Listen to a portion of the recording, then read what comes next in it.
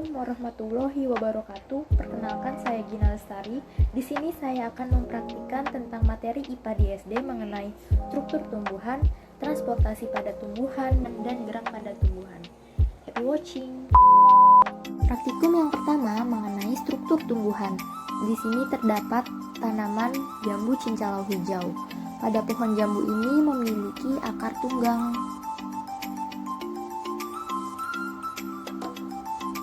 Dengan batang tidak beruas dan berkayu,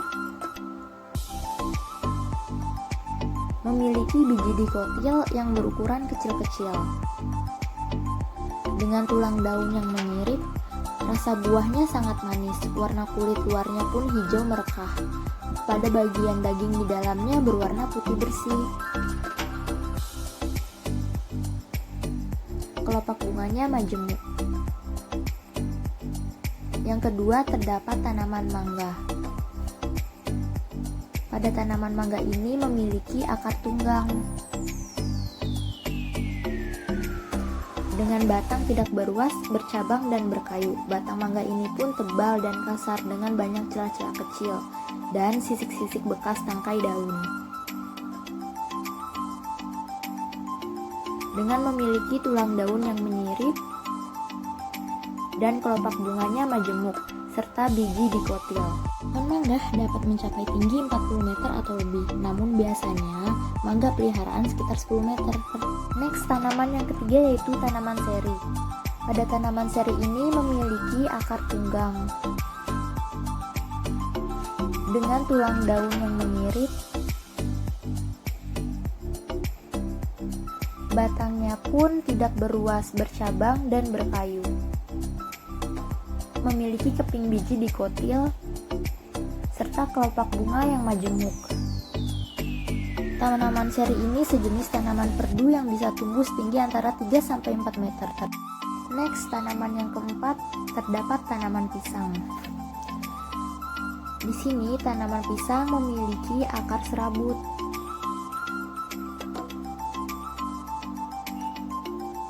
Dengan batang semu, dengan bentuk silindris dan berlapis-lapis. Batang ini tidak berkayu dan tidak berkambium, sehingga tekstur batang lebih lunak dan berair, dengan bunga yang majemuk dan memiliki biji monokotil, serta tulang daun yang sejajar berbentuk memanjang dan lebar.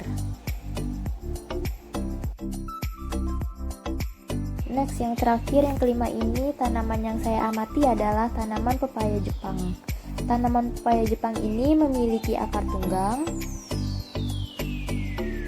dengan batang yang tidak beruas, bercabang dan berkayu, lebih tepatnya semi berkayu karena bentuk silinder dengan diameter 30-40 cm dengan tulang daun yang menjari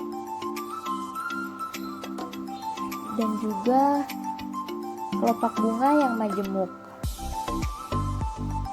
Untuk tanaman pepaya Jepang ini memiliki keping biji dikotil. Jadi, melalui hasil pengamatan ini kita dapat mengetahui bagian-bagian tumbuhan yang kita amati dari tanaman yang pertama hingga tanaman yang terakhir. Praktikum kedua ini yaitu menguji transportasi tumbuhan. Pertama, siapkan 2 gelas beri label A dan label B. Pewarna makanan, tanaman pacar air, dan air sebanyak 200 ml. Masukkan air ke dalam masing-masing gelas sebanyak 200 ml. Setiap gelas berlabel A dan gelas berlabel B. Tinggi air mula-mula yaitu 6 cm. Setelah itu, masukkan 1 batang tanaman pacar air ke dalam setiap gelas. Lalu, tuangkan beberapa tetes pewarna makanan ke dalam salah satu gelas tersebut yang berlabel A. Biarkan selama beberapa jam, lalu amati perubahan yang terjadi. Setelah dibiarkan selama beberapa jam pada tanaman pacar air ini, pada label A, terjadi perubahan warna pada daun, batang, dan bunga mengikuti pewarna makanan tersebut.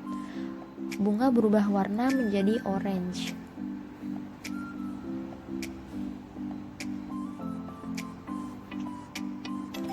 tinggi air pun menjadi 5 cm. Pada tanaman pacar air yang berlabel B, bunga tidak berubah warna dan tinggi air pun menjadi 5,5 cm. Jadi kesimpulannya, pada tanaman pacar air ini terjadi proses transportasi tumbuhan. Next, praktikum yang kedua, di sini telah disiapkan beberapa jenis bahan yang diperlukan. Yang pertama yaitu ada 2 buah gelas dengan label A dan B, ada seledri, gula, dan air sebanyak 300 ml. Pertama, siapkan 2 gelas yang berisi air, lalu masukkan seledri ke dalam gelas tersebut.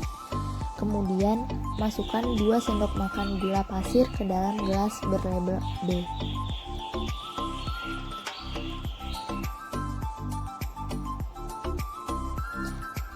Setelah itu biarkan selama 1 hari, lalu hasilnya seperti ini. Setelah seledri dibiarkan selama 1 hari, pada gelas berlabel A terdapat buih-buih air serta daun yang masih segar, namun ada sedikit perubahan warna pada daun seledri tersebut.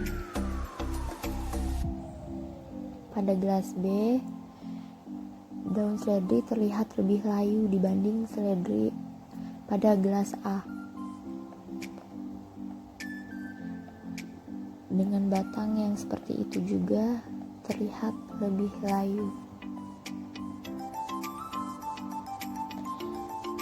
Lalu selanjutnya di sini kita akan mencoba memotong bagian atas tangkai seledri pada kedua gelas tersebut. Lalu nanti kita akan mencicipinya.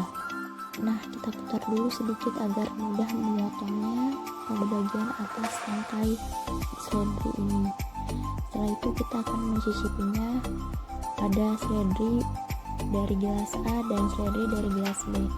Maka pada bagian atas batang seledri yang telah kita cicipi pada gelas A terasa hambar, sedangkan gelas B terasa agak manis. Praktikum yang ketiga. Di sini kita akan mengamati gerak niktinasi pada tumbuhan putri malu. Daun putri malu pada saat sore hari ini terlihat masih segar, daunnya pun terbuka lebar. Dan saat menjelang malam, perlahan putri malu ini akan mengatupkan daunnya. Ini saat kondisi malam hari, daun putri malu pun mengatup rapat, dan daun-daun ini akan membuka kembali keesokan harinya. Jadi kesimpulan, gerak niktinasi ini yaitu gerak pada tumbuhan yang terjadi karena pengaruh cahaya. Semakin gelap cahaya atau tidak ada cahaya, maka daun-daunnya pun akan mengatup.